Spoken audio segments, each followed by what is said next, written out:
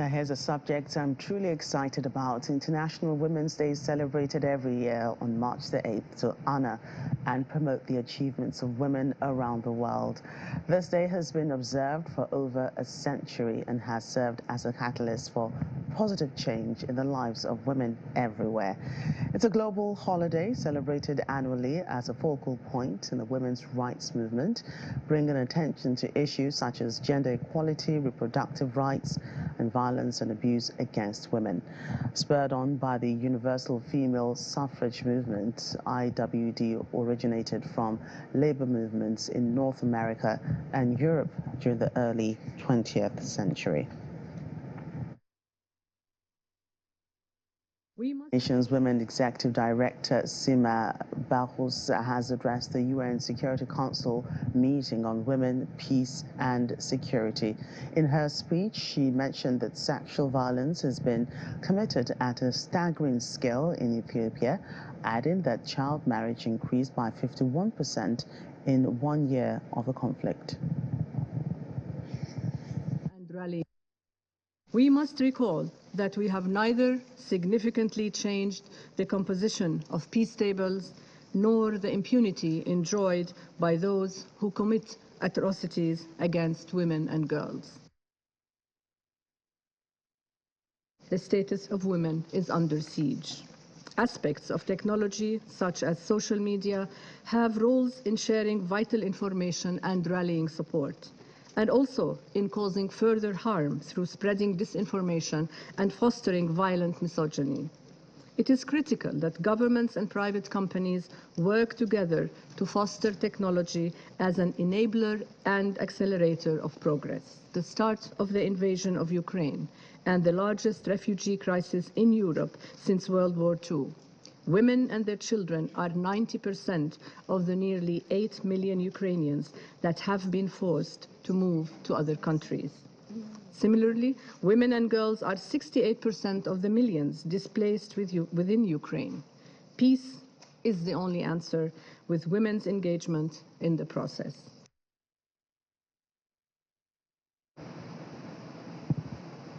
In the meantime, Ukrainian President Volodymyr Zelensky, or rather, meanwhile, a group of activists from the Arab region participating in the Commission of the Status of Women in New York warned about a deterioration of the women's situation in their countries. The activists are members of Karama, a network of civil society groups and activists, 13 countries in Africa and the Arab region, that provides an international platform for women to share skills and knowledge and be a part of the regional movement. This cannot be. The economic, social, health, education crisis had a bad effect on women and girls. The percentage of violence and cyberbullying increased starting COVID-19 pandemic to more than 100%. Women and girls are not able to access justice due to the costly legal fees, especially cases related to personal status law. If now the door is open for women participation and equality, but this cannot be achieved without a clear vision and strategy, legal structure, official machinery, and provision of the implementation. Sudanese women were in the front line for the Sudanese revolution, but after the formation of the hybrid government between the military component and civil component, women were deprived for being in the front line of building the nation. Well, to speak more on the International Women's Day, let's bring in Doyin David, who is a licensed medical radiographer, a brand influencer, an entrepreneur, an events host, and a podcaster, a woman of many parts. She joins us virtually from Lekki, Lagos. Hello, Doyin. Happy International Women's Day. Hello. Happy International Women's Day to you too. Hello, good afternoon. Good evening, sir. Yes, evening. So let's begin with this, what progress we have seen on gender equality in your workplace, society, or everyday life as a whole. Okay, definitely there is a lot of progress compared to what we had before. Looking at, hospital, for example, which is where I work, we have a lot of women that now hold managerial positions in companies. And even looking at the society in general, we have women now that are the sole providers of the home. They are the ones that go out to make the money and bring the money back home. So I think there's a lot more progress, definitely. Some women are faced with stigmatization issue or the other. What do you think can be done at this time to help women in this category? Now, this issue has been one that has been ongoing. It's been fought, but I'm not sure if the battle is being won yet. Okay, so for the issue of stigmatization, the biggest one that comes to me right now is, when they see a young woman that is well-to-do, people automatically think that her lifestyle is being funded by a man. But, these days we actually have women that are CEOs and, they own their own businesses, they work at good places, and they can earn enough to, fund their lifestyles. So I think to get rid of that stigmatization, maybe we just need to have more conversations concerning, women coming out to let people know what they do, how they make their money, and also just, promoting more education for young girls so that they also know that, they can grow up one day and make their own money. And, at the end of the day, people don't just say, oh, this is because of this man or that. So we just need to have more conversations where more women are coming out to say, okay, this is what I do, this is how I make my money. And then over time, the stigmatization, I hope. So how do you think the issue of, gender roles and stereotypes be addressed? I mean, for women, society would believe they should cook, clean, take care of the children, have babies if they have children already, and expect men to pay the bills, do some home repairs as well. How do you think this should play out in the next couple of years? Honestly, in my opinion, I think gender roles should be completely abolished. I don't think that there is anything biologically in the male or the female body that says that this particular gender can make more money or has anything in them to make more money than the other gender. I think whoever can do the job best should do the job. It's nice to have a woman clean and cook, but if a woman, the women that are better in the office, they're better with computers than domestically. So if a woman feels like, I would do a better job going out there and being a tech woman and making money in the office and being a career woman, I think by all means she should go ahead and do that. And if the man feels like, he's not as educated as the woman or his own strength lies in cleaning and cooking, I think he can do it. I think whoever can do the job best should do the job. I don't think any gender should be, stationed to cleaning and cooking and the other provider. I don't think so. So I'm hoping in the coming years, gender roles is completely abolished. And what about, international partners, organizations, or even business entrepreneurs? How do you think they see the importance of women in male-dominated areas? Oh, I think they definitely see the importance.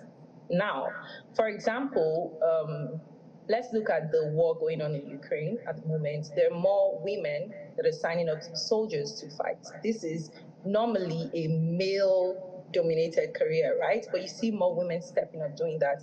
We also have, women that are taking very important roles in the government. Like, for example, we have Kamala Harris, that is the current Vice President of the United States of America.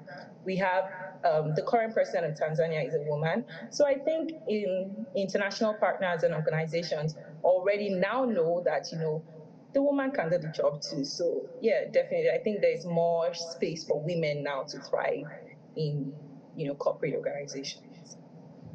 And, what's your International Women's Day message to every beautiful woman watching you right now? To every beautiful woman watching me right now, It doesn't matter if you're a stay-at-home mom, if you're a career woman, if you're social media, if you make your money via social media, whatever it is you do, I just want you to know that you're strong, you're beautiful, you can attain anything you put your mind to. Your gender is not a barrier and would never be a barrier. The only thing that can stop you from attaining your goals is your mind. Well, Doi, thank you for your thoughts on that, and happy celebration to all of us again today. You too. Thank you so much for having me. Let's move on. A group of about 100 Indonesians rallied in an International Women's Day protest in Jakarta. The demonstrators included mostly women from various labor unions and non-government organizations. The protesters urged the government for equal rights for women laborers, including those of domestic workers.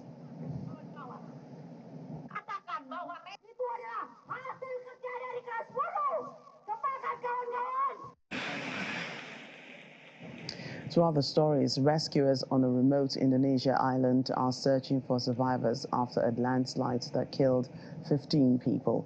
42 people are still reported missing. The landslide that occurred on Monday followed 6 days of torrential rain and buried houses on a village on an island of Serasan in the Natuna region. According to disaster agency spokesperson Abdul Muhari, the landslide was estimated to have been 100 to 200 meters long. The military has been deployed to help the rescue efforts, and that some equipment had been dispatched, including extraction tools and lighting equipment.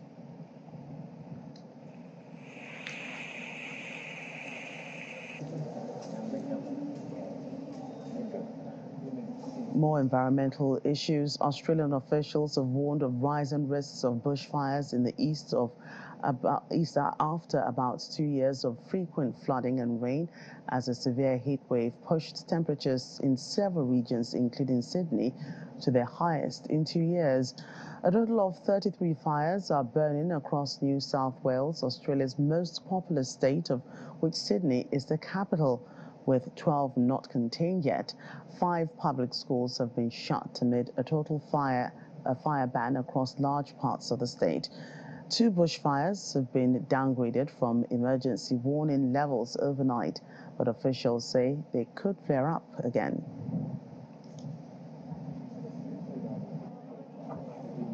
It's pretty hot out today. It's really hot, so head down here, hopefully cool down a bit. You know, good though. Rain's finished.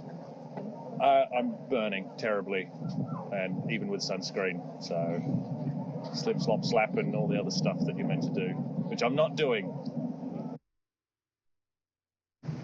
Away from the environment, protesters have clashed with police in Georgia's capital, Tbilisi, on the second straight day of large-scale protest against a controversial draft law. Riot police used water cannons and pepper spray to disperse the crowds outside the parliament building. The protesters are rallying against a foreign agents law, which critics say limits press freedom and suppresses civil society.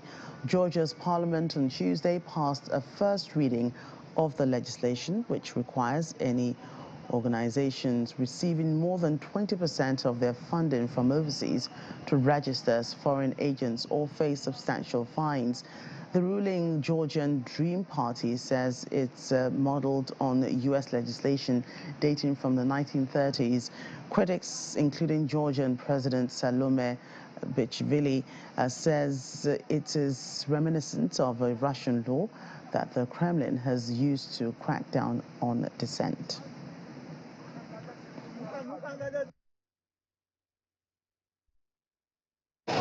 They applied it without us knowing anything, and right now we're back here to protest it until we don't see any changes about it. And the law is Russian, as we all know. It has been implemented in Russia, it has been implemented in Belarus, and we don't want to be part of ex-Soviet Union. We want to be part of European Union. We want to be pro-West, just say like this. I came here because I know that my country belongs to Europe, but my government doesn't understand it. And we believe that this is a part of the big play. This is Russia's play. And Putin is facing damage in Ukraine, and they want to gain something here. So we are here to protect our country because we don't want to be part of Russia again. We need to fight against the rights to be European. So here am I, because for my child's future, I prefer to be a part of the European society. Meanwhile, the United States says it's closely following developments in Georgia after police used tear gas to disperse protesters. State Department spokesperson Ned Price says the United States will continue to monitor the situation in Georgia and emphasizes that peaceful protesters should be allowed to exercise that right peacefully.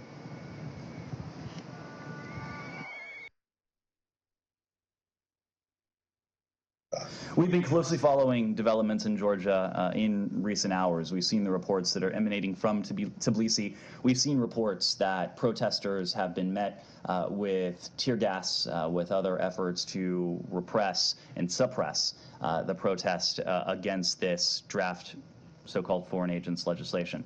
Our message to the people of Georgia, to the government of Georgia, to people and governments around the world is that the United States stands with all of those who are peacefully exercising what is a universal right. It is a universal right to people around the world to assemble, to have their voices heard, to speak freely, to hold their own governments accountable.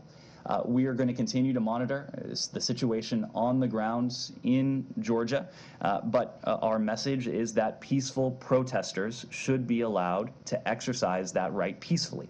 That is a right that is available to people in Georgia. It is a right that is available to people in every country around the world. The feeling here is one of deep concern.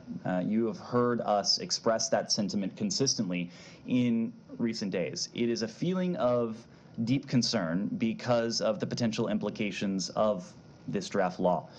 This draft law would strike at some of the very rights that are central to the aspirations of the people of Georgia for a consolidated democracy, for Euro-Atlantic integration, and for a brighter future. It would stigmatize and silence independent voices and citizens of Georgia who wish to do nothing more than work together to build a brighter future, a future that is integrated with Europe, a future that is democratic and free, where Georgia is an independent and sovereign country. And still ahead on the program.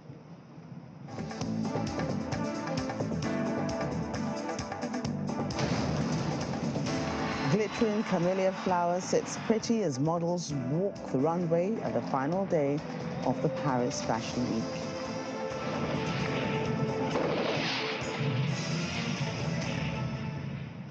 Welcome back. Two surviving Americans who were kidnapped at gunpoint in Matamoros, Mexico last week are being treated in U.S. hospitals. Their two friends who were also abducted did not make it back alive. One man, identified only as 24-year-old Jose N., has been arrested. The White House says U.S. officials are in touch with the families of the victims and that President Joe Biden is being kept up to date about the incident. We extend our deepest. We're still working with Mexican officials to learn more and to have all Americans return to the United States. President Biden has been kept updated on this incident. Senior members of the White House have also been engaged. We extend our deepest condolences to their families and friends. For the sake of privacy and out of respect to the families, we are going to refrain from further comment about those circumstances at this time. I can confirm that U.S. officials are in touch with the families of the individuals, but again, we will respect their privacy regarding our conversations with them. We appreciate the hard work of the Justice Department and the FBI, DHS, and DEA for their swift response to this awful incident and for their continued collaboration with Mexican authorities. These U.S. agencies remain in close touch with their counterparts, and we expect that they will share more as they can. Attacks on U.S. citizens are unacceptable, no matter where or under what circumstances they happen. We will continue to work closely with the Mexican government to ensure justice is done in this case. In Britain, Prime Minister Rishi Sunak has defended the government's new asylum plan, saying stopping the arrival of small boats is a priority for the British people. Mr. Sunak clashed with Labour's Sir Keir Starmer earlier today at the Prime Minister's questions over the plan to tackle migration. The new legislation announced on Tuesday aims to stop migrants from crossing the Channel to the UK. Under the law, anyone found to have entered the country illegally will not only be removed from the UK within 28 days, but also be blocked from returning or claiming British citizenship in future. Those who arrive in small boats would either be returned to their home country or what the government describes as another safe third country, like Rwanda. They know that our system can be exploited, that once here, illegal migrants can make a multitude of asylum, modern slavery, and spurious human rights claims to frustrate their removal. People must know that if they come here illegally, it will result in their detention and swift removal. Once this happens, and they know it will happen, they will not come and the boats will stop. That is why today we are introducing legislation to make clear that if you come here illegally, you can't claim asylum, you can't benefit from our modern slavery protections, you can't make spurious human rights claims, and you can't stay. We will detain those who come here illegally and then remove them in weeks, either to their own country if it is safe to do so, or to a safe third country like Rwanda. And once you are removed, you will be banned, as you are in America and Australia, from ever re-entering our country. This is how we will break the business model of the people smugglers. And this is how we will take back control of our borders. UK immigration lawyer Dayo Fadina joins us now for more on this. Glad to see you again today. Oh, thank you very much. It's a pleasure seeing you too, and my regards to your viewers too. Yes, thank you. So what are your thoughts on the government's plan? Many have said this won't stop migrants from illegally crossing the Channel and will only leave more dangerous journeys and deaths. Do you agree? Yes, I do. In point of fact, the fact that the government is now introducing all these rules, and new rules and regulations to do with people crossing the Channel, this has been going on for so many years. The fact is this: if it's the case that people have not been deterred in any way or in any form from crossing the Sahara Desert, from crossing the Mediterranean Sea to seek refuge in a country, a safe country, due to what they've been going through from their countries, the countries of origin, I see no reason why any rules or laws being passed in Parliament today would deter these unfortunate victims really from crossing the Channel and wanting to actually enter the UK. It's unfortunate. That shouldn't be the case. But the fact still remains that these people are desperate people fleeing persecution from other countries. So I cannot really see much difference at all. Do you think that the threat of deportation after 28 days and a possibly outright ban on such people will curb the flow of migrants on small boats? Again, I state very clearly that these are desperate people fleeing persecution. And any routes or any means upon which they could come to the UK or come to any part of Europe for that matter, they would explore that very particular means. The gang woman smugglers are the people to be held responsible for this. So anybody who actually truly wants to come to Europe or the UK, it would not deter them at all, because they've been doing this for so many years. If it's not the case that it's deterred them from crossing the Sahara Desert or deterred them from crossing the Mediterranean on boats, then eventually wanting to actually come to the UK across the channel. If it's not deterred them doing that in the past, I cannot see any rule or any law trying to deter people. They don't even. I don't think they're concerned. All they are concerned about is coming to the UK to seek refugee status. So I can't see this actually deterring them at all. No. Help us understand the difference, between what the Prime Minister is trying to prevent, people coming on small boats illegally, and people who still come and, they don't have, a right to remain in the UK, but they come and still claim asylum anyway. What's the difference between, these asylum claimers? Both are still trying to reach the same goal. Yes, I think the main difference is this. The people coming through the channel, but with these small boats, are indeed also people who are fleeing persecution. And there are also going to be people who would be coming from countries, maybe coming to the UK, would maybe take, for instance, a fake identity or fake passport. But indeed, they could truly be in need of humanitarian protection and an asylum status. They are more or less the same. The UK has its obligations under the Refugee Convention, 1951 Convention, and particularly also the Human Rights Convention. In the past, people have come in without their identity because there's no way they would have been able to use their identity from their country of origin. Hence the reason why they will come in with a fake identity. They've been able to at least claim asylum in the past, and a very, very huge number of them are normally granted that immigration asylum status if they could prove the case that they are fleeing persecution. So indeed, it's more or less the same. And even the ones on using the boats, crossing the Mediterranean, using the boats to come to the UK, at least 60–70% of them normally would make a very, very strong case of asylum. So, I mean, it's more or less the same. And it's the case that the Home Office cannot be using very draconian rules that they are trying to introduce right now to prevent people from coming to the UK. In fact, they're in breach of, and I think one of their ministers, considered on this yesterday. They're also in breach of their own rules and regulations. They are in breach of mainly Article, I think 13, Article 5, and possibly even Article 3 of the European Convention on Human Rights.